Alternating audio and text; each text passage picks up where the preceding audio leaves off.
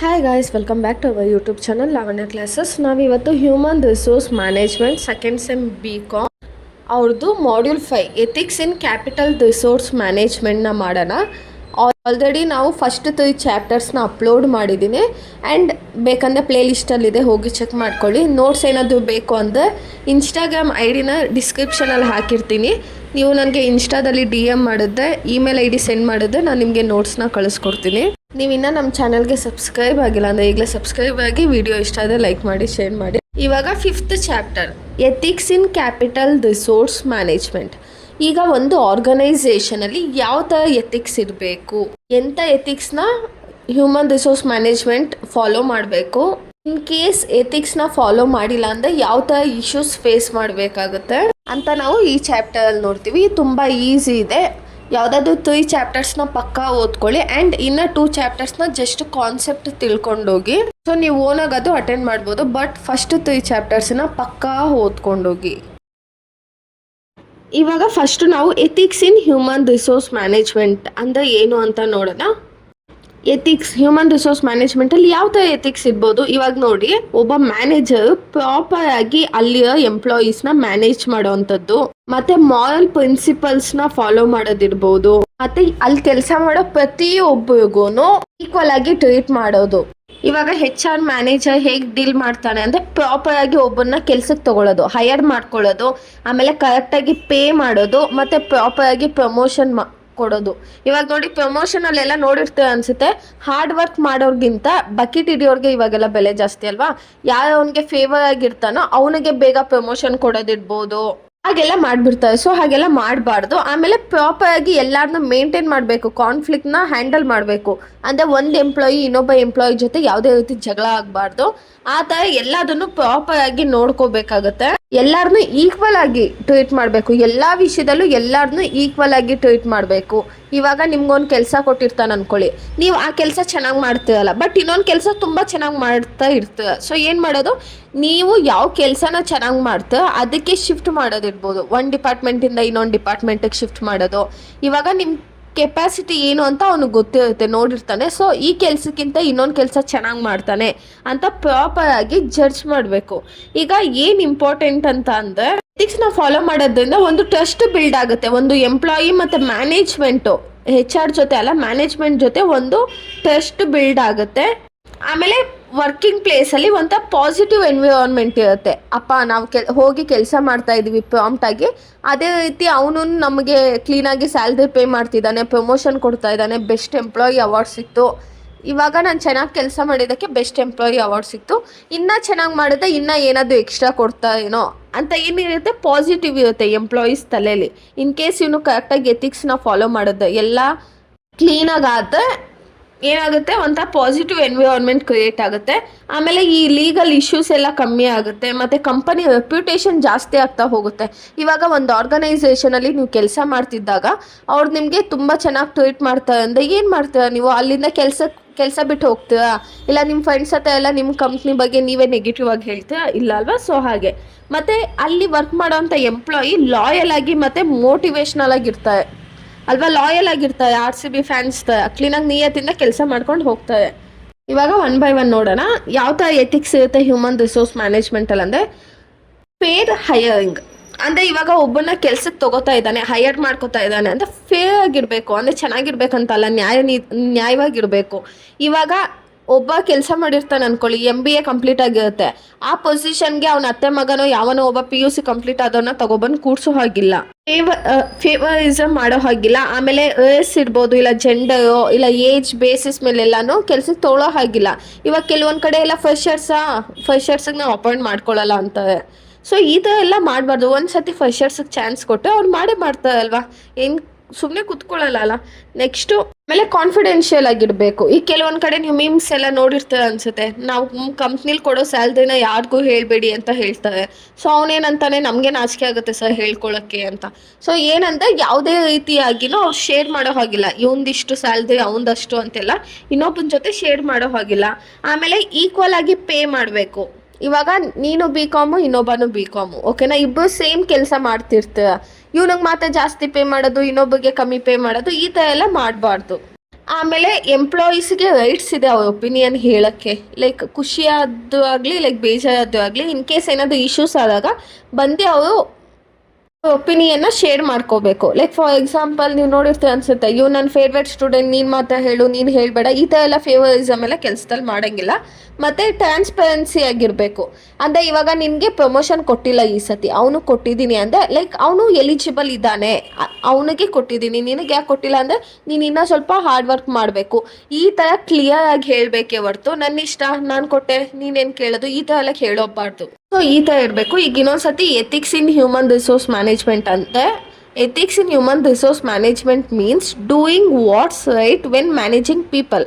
ಒಬ್ಬ ಪೀಪಲ್ಸ್ನ ನಾವು ಎಂಪ್ಲಾಯೀಸ್ನ ಮ್ಯಾನೇಜ್ ಮಾಡುವಾಗ ಏನು ಕರೆಕ್ಟ್ ಇದೆಯೋ ಅದನ್ನೇ ಮಾಡಬೇಕು, ಫೇರ್ ಆಗಿರಬೇಕು, ಹಾನೆಸ್ಟ್ ಆಗಿರಬೇಕು, ಮತ್ತು ಎಲ್ಲರನ್ನೂ ರೆಸ್ಪೆಕ್ಟ್ಫುಲ್ಲಿ ಆಗಿ ಟ್ರೀಟ್ ಮಾಡಬೇಕು.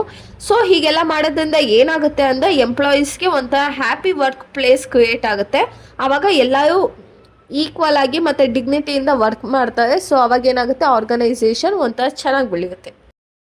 Next unfair employees benefit and compensation plan.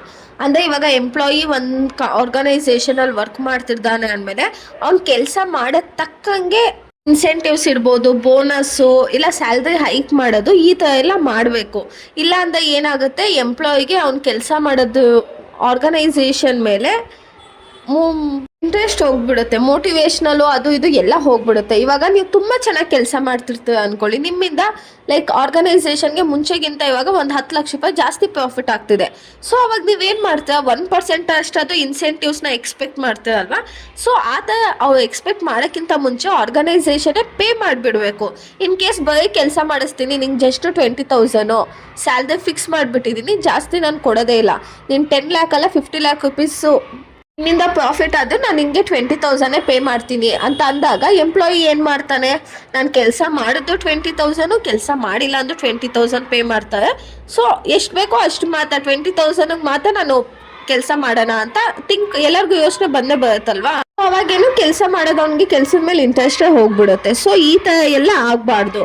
In case ಈ ಥರ ಎಥಿಕ್ಸ್ನ ಫಾಲೋ ಮಾಡಿಲ್ಲ ಅಂದರೆ, HR ಇರಲಿ ಒಂದು ಆರ್ಗನೈಸೇಷನು ಎಥಿಕ್ಸ್ನ ಫಾಲೋ ಮಾಡಿಲ್ಲ, ಇವ್ನು ಚೆನ್ನಾಗಿ ಕೆಲಸ ಮಾಡ್ತಿದ್ದಾನೆ, ಇವ್ನಿಗೆ ಏನಾದರೂ ರಿವಾರ್ಡ್ ಕೊಡೋಣ, ಬೋನಸ್ ಕೊಡೋಣ, ಇನ್ಸೆಂಟಿವ್ಸ್ ಪೇ ಮಾಡೋಣ ಅಂತ ಯೋಚನೆ ಮಾಡಿದೆ ನಾವು ಇಷ್ಟೇ ಪೇ ಮಾಡೋದು ಅಂತ ಅನ್ಎಥಿಕಲ್ ವೇನಲ್ಲಿ ಹೋದರೆ ಏನಾಗುತ್ತೆ, ನಂಬಿಕೆ ಹೋಗ್ಬಿಡುತ್ತೆ ಎಂಪ್ಲಾಯಿಗೆ ಕಂಪನಿ ಮೇಲೆ. ಆಮೇಲೆ ಅವನು ತುಂಬ ಇದೇ ಮಾಡಲ್ಲ, ಅಯ್ಯೋ ನಾನು ಬರ್ತೀನಿ, ಕೆಲಸ ಮಾಡ್ತೀನಿ, ಹೋಗ್ತೀನಿ, ನಾನೇ ತಲೆ ಕೆಡಿಸ್ಕೊಳ್ಳಿ ಅಂತ ಅವ್ನ ತಲೆಯಲ್ಲಿ ಬಂದ್ಬಿಡುತ್ತೆ. ಮತ್ತು ವರ್ಕ್ ಪ್ಲೇಸ್ ಎನ್ವಿರಾನ್ಮೆಂಟ್ ಪಾಸಿಟಿವ್ ಆಗಿ ಅಲ್ಲ, ನೆಗೆಟಿವ್ ಆಗಿರುತ್ತೆ.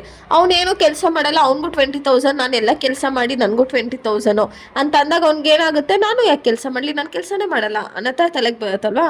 ಇವಾಗ ಲೈಕ್ ಒಂದು ಎಕ್ಸಾಂಪಲ್ಸ್ ನೋಡೋಣ. Unequal pay for same work. ನಾನು ನಿಮ್ಗೆ ಹೇಳಿದ್ದೆ, ಇಬ್ಬರು ಸೇಮ್ ವರ್ಕ್ ಮಾಡ್ತಾರೆ, ಬಟ್ ಒಬ್ಬನಿಗೆ ಮಾತ್ರ ಜಾಸ್ತಿ ಪೇ ಮಾಡ್ತಾನೆ ಬಿಕಾಸ್ ಅವನು ಬಾಸ್ಗೆ ತುಂಬ ಹತ್ತಿರದಲ್ಲಿದ್ದಾನೆ, ಬಕೆಟ್ ಹಿಡಿತಾನೆ ಅಂತ ಅವನಿಗೆ ಮಾತ್ರ ಜಾಸ್ತಿ ಪೇ ಮಾಡಿ ಇವನಿಗೆ ಕಮ್ಮಿ ಪೇ ಮಾಡೋದಿರ್ಬೋದು.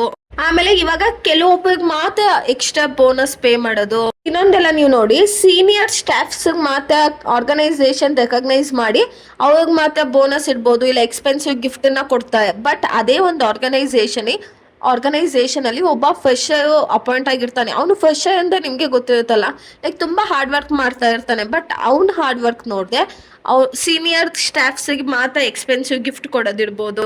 ಆಮೇಲೆ ಕೆಲವೊಂದು ಬೆನಿಫಿಟ್ಸ್ ಕೊಡ್ತೀನಿ ಅಂತ ಹೇಳಿರ್ತಾರೆ. ಈಗ ಇನ್ಶೂರೆನ್ಸ್ದು ಇರ್ಬೋದು, ಫುಲ್ ಫ್ಯಾಮಿಲಿಗೆಲ್ಲ ಇನ್ಶೂರೆನ್ಸನ್ನ ಅಲೋ ಮಾಡ್ತೀವಿ ಅಂತ ಹೇಳಿ ಆಮೇಲೆ ನೋಡಿದ್ರೆ ಇಲ್ಲ ನಿನಗೊಬ್ಬನಿಗೆ ಮಾಡೋದು ಅಂತ ಹೇಳೋದು. ಆಮೇಲೆ ಇವಾಗ ನೀವು ಕೆಲಸದಲ್ಲೆಲ್ಲ ನೋಡಿರ್ತಾರೆ, ಓವರ್ ಟೈಮ್ ಮಾಡಿದ್ರೆ, ಇವಾಗ ನಿಮ್ಮ ಪೇರೆಂಟ್ಸು ಮಾಡಿರ್ತಾರೆ.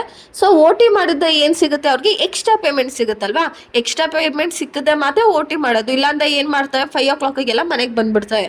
ಸೊ ಆರ್ಗನೈಸೇಷನಲ್ಲಿ ಇನ್ ಕೇಸ್ OT ಮಾಡಿಸ್ಕೊಂಡು ಪೇ ಮಾಡಿಲ್ಲ ಅಂದರೆ ಅವಾಗೆಲ್ಲ ಏನಾಗುತ್ತೆ, ಇದೆಲ್ಲ ಅನ್ಎಥಿಕಲ್ ಪ್ರಾಕ್ಟೀಸಸ್ಸು. ಅವ್ರು ಮಾಡೋ ಕೆಲಸಕ್ಕೆ ಪ್ರಾಪರ್ ಆಗಿ ಪೇ ಮಾಡಬೇಕು. ಪೇ ಮಾಡದೆ ಜಸ್ಟ್ ಅವ್ರ ಹತ್ರ ಕೆಲಸ ಮಾಡಿಸ್ಕೊಂಡು ಇದೆಲ್ಲ ಅನ್ಎಥಿಕಲ್ ವೇ ಆಗುತ್ತೆ. ಆವಾಗ ಎಂಪ್ಲಾಯಿಗೆ ಆರ್ಗನೈಸೇಷನ್ ಮೇಲೆ ಇಂಟ್ರೆಸ್ಟ್ ಕಮ್ಮಿ ಆಗಿಬಿಡುತ್ತೆ.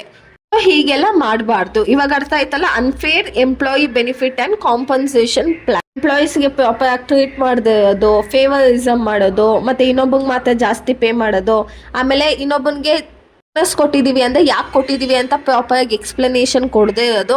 ಸೊ ಇದೆಲ್ಲ ಏನಾಗುತ್ತೆ, ಅನ್ಎಥಿಕಲ್ ವೇ ಆಗುತ್ತೆ ಎಂಪ್ಲಾಯಿ ಬೆನಿಫಿಟ್ ಮತ್ತು ಕಾಂಪನ್ಸೇಷನ್ ಪ್ಲಾನ್ಸಲ್ಲಿ. ನಿಮ್ಗೆ ಇವಾಗ ಈ ಕಾನ್ಸೆಪ್ಟ್ ಅರ್ಥ ಆಯ್ತಲ್ಲ. ನೆಕ್ಸ್ಟು ನೆಕ್ಸ್ಟ್ ನಾವು ಡಿಸ್ಕ್ರಿಮಿನೇಟರ್ ಪ್ರಾಕ್ಟೀಸಸ್ ಅಂದರೆ ಏನಂತ ನೋಡೋಣ. ಈಗ ಡಿಸ್ಕ್ರಿಮಿನೇಷನ್ ಅಂತ ನಾವೇನು ಹೇಳ್ತೀವೋ ಆ ಥರ ಡಿಸ್ಕ್ರಿಮಿನೇಟರ್ ಪ್ರಾಕ್ಟೀಸಸ್ ಅಂದರೆ ಒಂದು ಆರ್ಗನೈಸೇಷನಲ್ಲಿ ಒಬ್ಬ ಎಂಪ್ಲಾಯಿ ಕೆಲಸ ಮಾಡೋಂಥ ಎಂಪ್ಲಾಯಿಗೆ ಅನ್ಫೇರ್ ಆಗಿ ಇಲ್ಲಾಂದ್ರೆ ತುಂಬ ಡಿಫ್ರೆಂಟ್ ಆಗಿ ಟ್ರೀಟ್ ಮಾಡೋದು. ಯಾಕಂದ್ರೆ ಅವ್ನ ಜೆಂಡರ್ ಇರ್ಬೋದು. ಇಲ್ಲಿ ಇವಾಗ ನೋಡಿ, ಇವಾಗ ಒಂದು ಹುಡುಗ ಆಗಿರಲಿ ಹುಡುಗಿ ಆಗಿರಲಿ, ಒಂದೊಂದ್ಸತಿ ಏನು ಮಾಡ್ತಾರೆ, ಒಂದು ಆರ್ಗನೈಸೇಷನ್ಗೆ ಹುಡುಗಿರಿಗೆಲ್ಲ ಒಂಥರ ಸ್ಪೆಷಲ್ ಆಗಿ ಟ್ರೀಟ್ ಮಾಡೋದು, ಇಲ್ಲ ಕೆಲವೊಂದು ಆರ್ಗನೈಸೇಷನಲ್ಲಿ ಹೆಣ್ಮಕ್ಳಿಗೆಲ್ಲ ತುಂಬ ಡಾಮಿನೇಟ್ ಮಾಡೋದು, ಇವಳಿಗೇನು ಗೊತ್ತಿರಲ್ಲ ಅಂತ. ಇಲ್ಲಾಂದರೆ ಅವ್ರು ಡಿಸಬಿಲಿಟಿ ಇದೆ, ಅವ್ನು ಹ್ಯಾಂಡಿಕ್ಯಾಫ್ಟು ಅಂತ ಒಂಥರ ಟ್ರೀಟ್ ಮಾಡೋದಿರ್ಬೋದು. ಇಲ್ಲಾಂದರೆ ಅವ್ನು ಆ ಜಾತಿ ಈ ಜಾತಿ ಅಂತ ಹೇಳೋದು. ಇಲ್ಲಾಂದರೆ ಏಜು, ಇವ್ರಿಗೆಲ್ಲ ನೀವು ನೋಡಿರ್ತೀರ ಅನ್ಸುತ್ತೆ, ವಯಸ್ಸಾದವ್ರ ಜೊತೆ ಎಲ್ಲ ನಾವು ಜಾಸ್ತಿ ವರ್ಕೆ ಮಾಡೋಕ್ಕಾಗಲ್ಲ. ಅವ್ನು ನೋಡು ಆ ಥರ ಬಟ್ಟೆ ಹಾಕಿದ್ದಾನೆ, ಹಿಂಗಿದ್ದಾನೆ, ಹಿಂಗೆ ಕೆಲಸ ಮಾಡ್ತಿದ್ದಾನೆ, ಇವನಿಗೆ ರೆಸ್ಪಾನ್ಸಿಬಿಲಿಟಿನೇ ಇಲ್ಲ. ನಾವು ಇವ್ರ ಕಾಲದಲ್ಲಿ ಹೆಂಗಿದ್ವಿ, ನಾವು ಓಡೋಗ್ತಿದ್ವಿ ಸ್ಕೂಲ್ಗೆ, ನಡ್ಕೊಂಡು ಹೋಗ್ತಿದ್ವಿ, ತೇಲ್ಕೊಂಡು ಹೋಗ್ತಿದ್ವಿ ಅಂತೆಲ್ಲ ಹೇಳ್ತಾರಲ್ವ. ಸೊ ಈ ಥರ ಎಲ್ಲ ಡಿಸ್ಕ್ರಿಮಿನೇಷನ್ ಮಾಡೋವಂಥದ್ದು ಕೆಲಸದಲ್ಲಿ. ಏಜ್ ಇರ್ಬೋದು, ಇಲ್ಲ ಡಿಸಬಿಲಿಟಿ ಹಿಂದೆ, ಇಲ್ಲ ಜೆಂಡರ್ ಬೇಸ್ ಮೇಲೆ, ಇಲ್ಲ ಇನ್ನೊಂದು ಮತ್ತೊಂದು ಅಂತ ಇಲ್ಲ. ಇವಾಗ ಡಿಸ್ಕ್ರಿಮಿನೇಷನಲ್ಲಿ ಟೈಪ್ಸನ್ನು ನೋಡೋಣ. ಜೆಂಡರ್ ಡಿಸ್ಕ್ರಿಮಿನೇಷನ್, ಇವಾಗ ಯಾರಿಗೋ ಒಬ್ಬರಿಗೆ ಅನ್ಫೇರ್ ಆಗಿ ಟ್ರೀಟ್ ಮಾಡೋದು, ಇವಳು ಹುಡುಗಿ ಇಲ್ಲ ಇವನು ಹುಡುಗ ಅನ್ನೋ ಒಂದು ರೀಸನ್ ಇಟ್ಕೊಂಡು. ಕೆಲವೊಂದು ಕಡೆ ಎಲ್ಲ ಹುಡುಗರನ್ನೆಲ್ಲ ತಲೆಗೆ ಹಾಕೊಳ್ಳೋದಿಲ್ಲ. ಲೈಕ್ ಹುಡುಗಿ ಏನಾದರೂ ಚೆನ್ನಾಗಿದ್ಬಿಟ್ಟೆ ಅವ್ರಿಗೆ ಬೋನಸ್ ಕೊಡೋದಿರ್ಬೋದು, ಪ್ರಮೋಷನ್ ಕೊಡೋದಿರ್ಬೋದು, ಆ ಥರ ಆಗುತ್ತೆ. ಬಟ್ ಇನ್ನೊಂದು ಕಡೆ ಎಲ್ಲ ಏನಾಗುತ್ತೆ ಅಂದರೆ ಇವಳು ಹುಡುಗಿ, ಇವಳ ಕೈಯಲ್ಲಿ ಏನಾಗುತ್ತೆ ದ ವುಮೆನ್ ಅಂತ ಕಾಫಿ ಕುಟ್ಕೊಂಡು ನಗೋದಿರ್ಬೋದು. ಸೊ ಈ ಥರ ಡಿಸ್ಕ್ರಿಮಿನೇಷನ್ ಮಾಡೋದು. ಈಗ ಹೆಣ್ಮಕ್ಳಿಗೆ ಏನು ಕೊಡೋದು, ಈಗ ಹುಡುಗಿಯರು ಈಕ್ವಲ್ ಆಗಿ ಕೆಲಸ ಮಾಡ್ತಾರೆ, ಬಟ್ ಹುಡುಗರಿಗೆ ಮಾತ್ರ ಜಾಸ್ತಿ ಪೇ ಮಾಡೋದು, ಹುಡುಗಿರಿಗೆ ಕಮ್ಮಿ ಪೇ ಮಾಡೋದು, ಆ ಥರ ಎಲ್ಲ ಮಾಡೋ ಹೋಗಿಲ್ಲ. ಆಮೇಲೆ ಒಂದು ಆರ್ಗನೈಸೇಷನ್ ತೊಗೊಳ್ಳುವಾಗ ನೀನು ಕಪ್ಪಗಿದೆಯಾ ಅಂತ ತೊಗೊಳ್ದೇ ಇರೋದು, ಜಸ್ಟ್ ಅವ್ರ ಸ್ಕಿಲ್ಸ್ ನೋಡಿ ತೊಗೋಬೇಕಲ್ವ, ಅವ್ರ ಕ್ವಾಲಿಫಿಕೇಷನು, ಸ್ಕಿಲ್ಸು, ಎಕ್ಸ್ಪೀರಿಯನ್ಸ್ನ ನೋಡಿ ತೊಗೋಬೇಕು. ಬಟ್ ಕೆಲವೊಂದು ಕಡೆ ಎಲ್ಲನೂ ತೊಗೊಳೋದಿಲ್ಲ. ಹಾಗೆ ನೀನು ನೋಡೋಕ್ಕೆ ಚೆನ್ನಾಗಿಲ್ಲ, ಇವಾಗ ನೋಡಿ ರಿಸೆಪ್ಷನಿಸ್ಟಿಗೆಲ್ಲನೂ ಸ್ವಲ್ಪ ಚೆನ್ನಾಗಿರಬೇಕು ಅಂತ ಎಕ್ಸ್ಪೆಕ್ಟ್ ಮಾಡ್ತಾರೆ. ಸೊ ಹಾಗೆಲ್ಲ ಮಾಡೋ ಹೋಗಿಲ್ಲ. ಈಗ ಆಗಲೇ ನಾನು ಹೇಳಿದೆ, ಡಿಸಬಿಲಿಟಿ ಇದ್ದವ್ರನ್ನ ಇವಂತ ಟ್ರೀಟ್ ಮಾಡೋದು, ಆ ಥರ ಎಲ್ಲ ಮಾಡೋಂಗಿಲ್ಲ. ಇಲ್ಲಿ ನೋಡಿ, ಒಂದು ಆರ್ಗನೈಸೇಷನಲ್ಲಿ ಎಂಪ್ಲಾಯಿನ ಕೆಟ್ಟದಾಗಿ ಟ್ರೀಟ್ ಮಾಡೋವಂಥದ್ದು ಅಂತ, ಓಕೆನಾ. ಆಮೇಲೆ ಏಜ್ ಡಿಸ್ಕ್ರಿಮಿನೇಷನ್, ನೀನು ತುಂಬ ಚಿಕ್ಕವನು ಇಲ್ಲ ನೀನು ತುಂಬ ದೊಡ್ಡವನು ಅಂತ ಹೇಳಿ ಆರ್ಗನೈಸೇಷನ್ಗೆ ಅಪಾಯಿಂಟ್ ಮಾಡ್ಕೊಳ್ದೆ ಇಲ್ಲದೆ ಇರೋದಿರ್ಬೋದು. ಇಲ್ಲಾಂದರೆ ಕೆಲವೊಂದು ಕಂಪನಿಲೆಲ್ಲ ಅದರ್ ಆಸ್ಪೆಕ್ಟ್ಸು ಬೇರೆ ರೀತಿ ನೋಡ್ಬೇಕಂದ್ರೆ ಒಂದು ಆರ್ಗನೈಸೇಷನು ಒಬ್ಬ ವ್ಯಕ್ತಿ ಕೆಲಸ ನೋಡಬೇಕೇ ಹೊರತು ಇನ್ನೊಂದು ಮತ್ತೊಂದು ಅಲ್ಲ. ಇವಾಗ ನೋಡಿ, ಯಾವುದಾದ್ರು ಹಿಂದೂ ಲೀವ್ಸ್ಗೆಲ್ಲನೂ ರಜಾ ಕೊಡದೆ ಇರೋವಂಥದ್ದು ಇರ್ಬೋದು, ಇಲ್ಲಾಂದರೆ ಸೆಕ್ಷುವಲ್ ಆಗಿ ಅಬ್ಯೂಸ್ ಮಾಡೋ ಅಂಥದ್ದು, ಈ ಥರ ಎಲ್ಲ ಮಾಡೋ ಹಾಗಿಲ್ಲ. ಇದೆಲ್ಲ ಒಂದು ಆರ್ಗನೈಸೇಷನಲ್ಲಿ ಕೆಲವೊಂದು ಹುಡುಗಿರೆಲ್ಲ ಪ್ರಾಂಪ್ಟಾಗಿ ವರ್ಕ್ ಮಾಡ್ತಿರ್ತಾರೆ, ಅವ್ರಿಗೆ ಸೆಕ್ಷುವಲ್ ಆಗಿ ಅಬ್ಯೂಸ್ ಮಾಡೋ ಅಂಥದ್ದು ಇರ್ಬೋದು. ಯಾರು ಅವ್ರ ಜೊತೆ ಫ್ರೆಂಡ್ಲಿ ಆಗಿರ್ತಾರೆ ಅವ್ರನ್ನ ಮಾತ್ರ ಅಪಾಯಿಂಟ್ ಮಾಡ್ಕೊಳ್ಳೋದು, ಇಲ್ಲ ಪ್ರಮೋಷನ್ ಮಾಡೋ ಅಂಥದ್ದು ಇರ್ಬೋದು. ಇಂಥದ್ದೆಲ್ಲ ಮಾಡೋ ಹಾಗಿಲ್ಲ. Next unfair recruitment practices. ಇಲ್ಲಿ ನೋಡಿ, discriminatory practices, unfair recruitment practices ಎರಡು ಆಲ್ಮೋಸ್ಟ್ ಸೇಮೇನೆ. ಅಲ್ಲಿ ಡಿಸ್ಕ್ರಿಮಿನೇಟ್ ಮಾಡ್ತಾರೆ, ಬಟ್ ಇಲ್ಲಿ ರಿಕ್ರೂಟ್ಮೆಂಟು ಕೆಲಸಕ್ಕೆ ತಗೊಳ್ಳುವಾಗ್ಲೇ ಡಿಸ್ಕ್ರಿಮಿನೇಟ್ ಮಾಡೋ ಅಂಥದ್ದು, ಅನ್ಫೇರ್ ಆಗಿ ತಗೊಳ್ಳೋ ಅಂಥದ್ದು. ಅವ್ರಿಗೆ ಎಲ್ಲ ರೀತಿ ಎಲಿಜಿಬಿಲಿಟಿ ಇರುತ್ತೆ, ಬಟ್ ಇವಂದು ಅವ್ರಿಗೆ ಅಪಾಯಿಂಟ್ ಮಾಡ್ಕೊಳ್ದೇ ಇರೋವಂಥದ್ದು.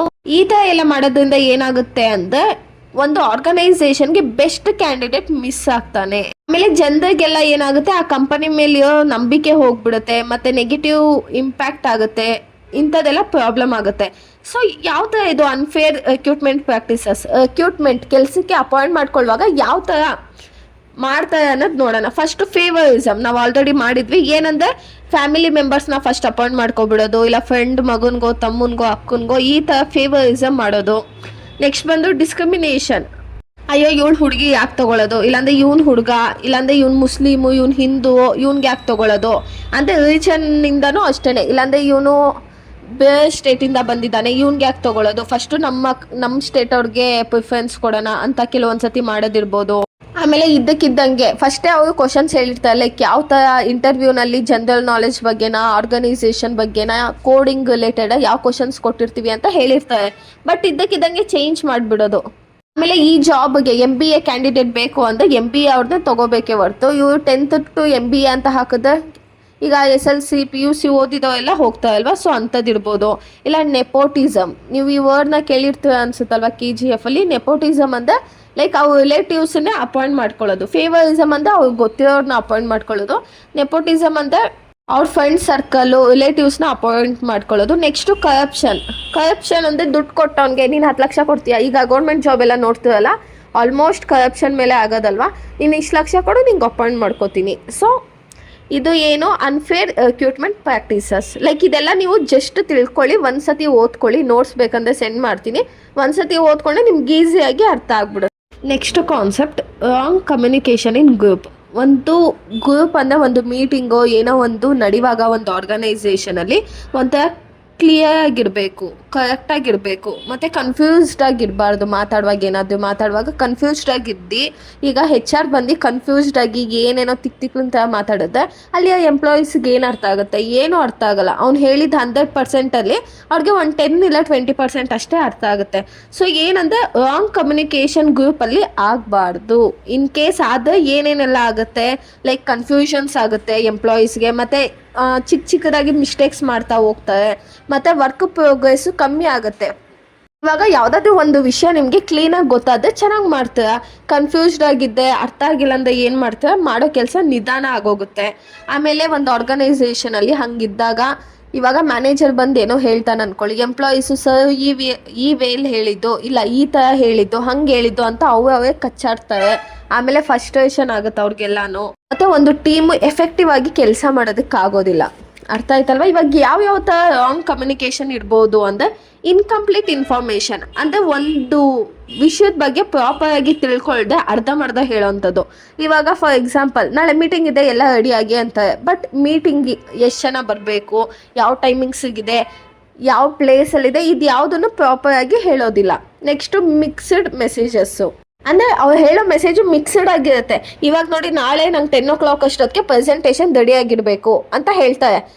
ಇವತ್ತು ಸಂಜೆ 6 o'clock ಬಂದು ನಾಳೆ 10 o'clock ಒಳಗಡೆ ನನಗೆ ಪ್ರೆಸೆಂಟೇಷನು ರೆಡಿ ಆಗಬೇಕಂತ ಹೇಳ್ತಾರೆ. ಬಟ್ ಹಾಗೇನೆ ಎಲ್ಲ ಪರ್ಫೆಕ್ಟ್ ಆಗಿರಬೇಕು, ಒಂದು ಕಡೆ ಒಂದು ಪಾಯಿಂಟ್ ಅಷ್ಟು ಮಿಸ್ಟೇಕ್ ಆಗಬಾರ್ದು ಅಂತ ಹೇಳಿದ್ರೆ ವರ್ಕರ್ಸ್ ಅಲ್ಲಿ ಎಂಪ್ಲಾಯೀಸ್ ಹೆಂಗೆ ಕೆಲಸ ಮಾಡ್ತಾರೆ, ಒಂದು ರಿಪೋರ್ಟು ಕ್ವಿಕ್ಕಾಗೂ ಆಗಬೇಕು, ವಿತೌಟ್ ಮಿಸ್ಟೇಕು ಮಿಸ್ಟೇಕ್ ಆಗಬಾರ್ದು ಅಂದರೆ ಹೇಗಿರುತ್ತೆ. Next ignoring feedbacks. ಇವಾಗ ಏನಾದರೂ ಫೀಡ್ಬ್ಯಾಕ್ನ ಹೇಳುವಾಗ ಸರ್ ನೀವು ಹೇಳಿದ ಅರ್ಥ ಆಗಿಲ್ಲ, ಇನ್ನೊಂದು ಸತಿ ರಿಪೀಟ್ ಮಾಡಿ ಅಂದಾಗ ಅವರು ಕಂಪ್ಲೀಟಾಗಿ ಇಗ್ನೋರ್ ಮಾಡಿಬಿಡೋದು, ನಿಮ್ಗೆ ಮತ್ತೆ ಹೇಳೋಕ್ಕಾಗಲ್ಲ ನಡುವೆ ಮನೆಗೆ ಅಂತೆಲ್ಲ. ಮತ್ತು ಪೂರ್ ಲಿಸನಿಂಗ್. ರಾಂಗ್ ಕಮ್ಯುನಿಕೇಷನ್ ಯಾವಾಗ ಆಗುತ್ತೆ ಅಂದರೆ ಮೊದಲು ನಾವು ಕೇಳಬೇಕು, ಏನಾದರೂ ಹೇಳುವಾಗ ಕೇಳದೆ ನೀವೆಲ್ಲ ನೋಡಿರ್ತೀರ ಮೀಟಿಂಗಲ್ಲಿ ಕೆಲವೊಬ್ಬರು ಫೋನ್ಸ್ನ ನೋಡೋದು, ಇನ್ಸ್ಟಾ ನೋಡ್ಬೋದು, ಟ್ವಿಟ್ಟರ್ ನೋಡೋದು, ಇಂಥದ್ದೆಲ್ಲ ಮಾಡ್ತಾರೆ. ಸೊ ಅವಾಗ ಏನಾಗುತ್ತೆ, ಕಮ್ಯುನಿಕೇಷನ್ ರಾಂಗ್ ಆಗುತ್ತೆ.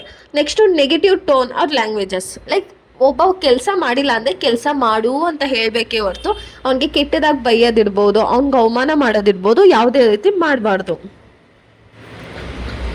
ಈಗ wrong communication in group causes problems like confusion, mistakes and conflict ಈ ಥರ ಆಗುತ್ತೆ. ಅದೇ ಒಂದು ಕ್ಲಿಯರ್ ಆಗಿ, ಹಾನೆಸ್ಟ್ ಆಗಿ, ರೆಸ್ಪೆಕ್ಟ್ಫುಲ್ ಆಗಿ ಕಮ್ಯುನಿಕೇಷನ್ ಮಾಡಿದ್ರೆ ಟೀಮು ಬೆಟರ್ ಆಗಿ ವರ್ಕ್ ಆಗುತ್ತೆ. ಓಕೆನಾ? ಇವಾಗ ಇಷ್ಟು ಕಾನ್ಸೆಪ್ಟ್ ಅರ್ಥ ಆಯ್ತಲ್ಲ. Next unethical accounting of salary and perquisites ಅಂದರೆ ಏನಂತ ನೋಡೋಣ. ಅನ್ಎಥಿಕಲ್ ಅಕೌಂಟಿಂಗ್ ಅಂದರೆ ಅನ್ಎಥಿಕಲ್, ಈಗ ಅಕೌಂಟ್ಸನ್ನ ಮಾಡುವಾಗ ಏನು ಮಾಡ್ತಿದ್ದಾರೆ, ಅನ್ಎಥಿಕಲ್ ವೇನಲ್ಲಿ ಮಾಡ್ತಿದ್ದಾರೆ. ಅಂದರೆ ಅಕೌಂಟ್ಸನ್ನ ಮ್ಯಾನಿಪುಲೇಟ್ ಮಾಡೋದಿರ್ಬೋದು, ಕೆಲವೊಂದು ಡೀಟೇಲ್ಸ್ನ ಹೈಡ್ ಮಾಡೋದು, ಮತ್ತು employees salary, bonus, extra benefit ಇದನ್ನೆಲ್ಲನೂ ಏನು ಮಾಡ್ತಿದ್ದಾರೆ, ಹೈಡ್ ಮಾಡಿ ಮಾಡೋದು. ಯಾಕೆ ಈ ಥರ ಮಾಡ್ತಿದ್ದಾರೆ ಅಂದರೆ ಟ್ಯಾಕ್ಸನ್ನ ಅವಾಯ್ಡ್ ಮಾಡೋಕ್ಕೆ, ಮತ್ತು ಶೇರ್ ಹೋಲ್ಡರ್ಸಿಗೆಲ್ಲ ದುಡ್ಡು ಕೊಡಬೇಕಲ್ವಾ, ಅದನ್ನೆಲ್ಲ ಹೈಡ್ ಮಾಡೋದಕ್ಕೆ ಈ ಥರ ಅನ್ಎಥಿಕಲ್ ಅಕೌಂಟಿಂಗ್ನ ಮಾಡ್ತಾರೆ. ಪರ್ಕ್ಯೂಸಿಟ್ಸ್ ಅಂದರೆ ಎಕ್ಸ್ಟ್ರಾ ಬೆನಿಫಿಟ್ಟು. ಏನು ಎಕ್ಸ್ಟ್ರಾ ಬೆನಿಫಿಟ್ಸ್ ಅಂದರೆ ಇವಾಗ ಸ್ಯಾಲ್ರಿ ಜೊತೆಗೆ ಫ್ರೀ ಹೌಸ್ ಇರ್ಬೋದು, ಇಲ್ಲ company car, paid holidays, health insurance ಇದನ್ನೆಲ್ಲ ಕೊಡ್ತಾರಲ್ಲ, ಪರ್ಕ್ಯೂಸಿಟ್ಸ್ ಅಂತ ಹೇಳ್ತೀವಿ ನಾವು. ಇವಾಗ ಅನ್ಎಥಿಕಲ್ ಅಕೌಂಟಿಂಗ್ ಅಂತ ಹೇಳಿದೆ ನಿಮಗೆ. ಯಾಕೆ ಇದನ್ನೆಲ್ಲ ಮಾಡ್ತಾರೆ ಅನ್ಎಥಿಕಲ್, ಸುಳ್ಳಾಗೆಲ್ಲಾನು ಯಾಕೆ ಅಕೌಂಟ್ಸನ್ನು ತೋರಿಸ್ತಾರೆ ಅಂದರೆ ಟ್ಯಾಕ್ಸ್ನ ಅವಾಯ್ಡ್ ಮಾಡೋದಕ್ಕೆ. ಆಮೇಲೆ ಈ ಥರ ಮಾಡೋದ್ರಿಂದ ಏನಾಗುತ್ತೆ, ಎಂಪ್ಲಾಯೀಸ್ಗೆ ಚೀಟ್ ಆಗುತ್ತೆ, ಆಮೇಲೆ ಆರ್ಗನೈಸೇಷನ್ ರೆಪ್ಯುಟೇಷನ್ ಏನಾಗುತ್ತೆ, ಡ್ಯಾಮೇಜ್ ಆಗುತ್ತೆ. ಸೊ ಸುಳ್ಳಾಗಿ ಆರ್ಗನೈಸೇಷನ್ ಡೇಟಾನ ತೋರಿಸೋವಂಥದ್ದು. Next conflict of interest in HRM. Human resource ಮ್ಯಾನೇಜ್ಮೆಂಟಲ್ಲಿ ಯಾವ್ಯಾವ ವಿಷಯಕ್ಕೆ ಜಗಳ ಆಗ್ಬೋದು ಅಂತ ನೋಡೋಂಗಿದೆ. ಇಲ್ಲಿ HR ಬಂದು ಅವ್ನ ಡಿಸಿಷನ್ ಏನಾದರೂ, ಲೈಕ್ ಒಂದು ಆರ್ಗನೈಸೇಷನಲ್ಲಿ ಏನೇ ಒಂದು ಬೇಕು ಬೇಡ ಅನ್ನೋ ಡಿಸಿಷನ್ನು ಅವನು ಪರ್ಸ್ನಲ್ ಆಗಿ ತೊಗೊಳ್ಳೋ ಹಾಗಿಲ್ಲ. ಮತ್ತು ಈ ಒಂದು ರಿಲೇಷನ್ಶಿಪ್ ಮೇಲೆ ಇರ್ಬೋದು, ಆ ಬೇಸ್ ಮೇಲೆ ತೊಗೊಳ್ಳೋ ಹಾಗಿಲ್ಲ. ತೊಗೊಂಡ್ರೆ ಏನಾಗುತ್ತೆ ಅಂದರೆ ಆರ್ಗನೈಸೇಷನ್ಗೆ ಪ್ರಾಬ್ಲಮ್ ಆಗುತ್ತೆ. ಲೈಕ್ ಯಾವ ಥರ ಪರ್ಸ್ನಲ್ ಆಗಿ ಎಂಥದ್ದು ಮಾಡಿದ್ರೆ ಜಗಳ ಆಗುತ್ತೆ ಅಂತ, ಈಗ ಅವ್ನಿಗೆ ಇಷ್ಟ ಬಂದು ಅವ್ರನ್ನೆಲ್ಲಾನು ಕೆಲ್ಸಕ್ಕೆ ತೊಗೊಳೋದಿರ್ಬೋದು, ಅವ್ನ ಫ್ರೆಂಡ್ಸಿಗೆ ಮಾತ್ರ ಪ್ರಮೋಷನ್ ಕೊಡೋದು, ಇಲ್ಲಾಂದರೆ ಬಿಸ್ನೆಸ್ ಡೀಲನ್ನು ಅವನು ಅವ್ನ ಫ್ರೆಂಡ್ ಕಂಪನಿ ಜೊತೆ ಮಾಡ್ಕೊಳ್ಳೋದು, ಆಮೇಲೆ ಕಾನ್ಫಿಡೆನ್ಷಿಯಲ್ ವಿಷಯಗಳನ್ನೆಲ್ಲಾನು ಇನ್ನೊಬ್ಬರ ಜೊತೆ ಶೇರ್ ಮಾಡೋದು, ಮತ್ತು ಸಬಾರ್ಡಿನೇಟ್ ಅವ್ರ ಜೊತೆ ರೊಮ್ಯಾಂಟಿಕ್ ರಿಲೇಷನ್ಶಿಪ್ನ ಇಟ್ಕೊಳ್ಳೋದು. ಸೊ ಇಂಥದ್ದೆಲ್ಲ ಆದರೆ ಇವಾಗ ನೋಡಿ ಏನೋ ಒಂದು ರಿಲೇಷನ್ಶಿಪ್ ಇಟ್ಕೋತಾನೆ, ಸೊ ಅದೇನಾಗುತ್ತೆ ಇನ್ನೊಬ್ಬ ಎಂಪ್ಲಾಯಿಗೆ ಅಫೆಕ್ಟ್ ಆಗ್ತಾ ಹೋಗುತ್ತೆ. ಓಕೆನಾ? ಸೊ ಇಂಥದ್ದೆಲ್ಲ ಮಾಡೋ ಹಾಗಿಲ್ಲ. ಇಂಥ ಜಗಳನ ಕಮ್ಮಿ ಆಗಬೇಕು, ಇನ್ನೊಬ್ಬರು ಆರ್ಗನೈಸೇಷನಲ್ಲಿ ಪ್ರಾಪರಾಗಿ ಕೆಲಸ ಮಾಡಬೇಕಂದ್ರೆ ಹೆಚ್ಚಾದವನು ಕಂಪನಿ ಪಾಲಿಸಿ ಅಂದರೆ ಹೈಯರ್ ಪ್ರಮೋಷನು ಮತ್ತು ವೆಂಡರ್ ಸೆಲೆಕ್ಷನು ಇದೆಲ್ಲನೂ ಪ್ರಾಪರಾಗಿ ಮಾಡಬೇಕು. ಯಾವುದೇ ರೀತಿ ಬೇರೆ ಥರ ರಿಲೇಷನ್ಶಿಪ್ ಒಂದು ಆರ್ಗನೈಸೇಷನಲ್ಲಿ ಇಟ್ಕೊಳ್ಳೋ ಹಾಗಿಲ್ಲ. ಮತ್ತು ಕೆಲಸ ಎಂಪ್ಲಾಯೀಸಿಗೆಲ್ಲ ಎಥಿಕಲ್ ಟ್ರೈನಿಂಗ್ನ ಕೊಡಬೇಕು. ಲೈಕ್ ಇದು ನಿಮ್ಮ 5th chapter 4th chapter explain ಮಾಡ್ತೀನಿ. ವಿಡಿಯೋ ಇಷ್ಟ ಆದರೆ ನಿಮ್ಮ ಫ್ರೆಂಡ್ಸ್ ಜೊತೆ ಶೇರ್ ಮಾಡಿ, ಲೈಕ್ ಮಾಡಿ. ನೋಟ್ಸ್ ಏನಾದರೂ ಬೇಕಂದ್ರೆ ಇನ್ಸ್ಟಾಗ್ರಾಮ್ ಐಡಿನ ಡಿಸ್ಕ್ರಿಪ್ಷನಲ್ಲಿ ಹಾಕಿರ್ತೀನಿ. ನನಗೆ ಇನ್ಸ್ಟಾದಲ್ಲಿ ಮೆಸೇಜ್ ಮಾಡಿದ್ರೆ ನಾನು ನಿಮಗೆ ನೋಟ್ಸನ್ನು ಸೆಂಡ್ ಮಾಡ್ತೀನಿ. Thank you guys, keep watching.